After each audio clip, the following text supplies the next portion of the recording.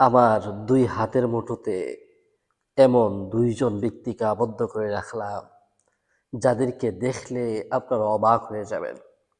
শুধুমাত্র তাই না, প্রায় মানুষই বলতে শুরু করবেন, হুজুর পাগলায় গেছে। আসলেই আমি পাগলায় গেলাম। দেখাই দিই এই দুই মানুষকে। দেখেন, দেখা যায় এই দুইজন মানুষ বাংলার রাতের রানী।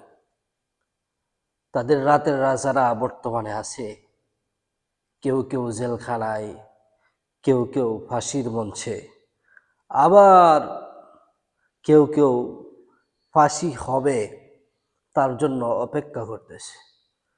এখন এই দুই রাতের রানী তাদের রাতের রাজাদের জন্য পাগল হয়ে গেছে। আমি পাগলায়া না যায়া করবোটা কি বলেন ভাই? এই জন্যে আমিও পাগলায় গেলাম, তাদেরকে প্রকাশ করেই দিলাম।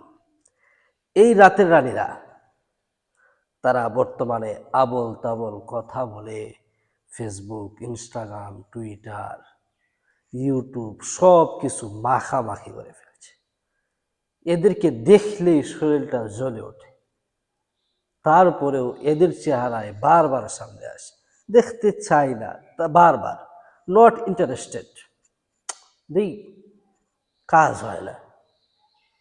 এত যে নট ইন্টারেস্টেড দিলাম, তারপরেও কাজ হয় না, এই জন্য বাধ্য হয়ে ভিডিও বানাই।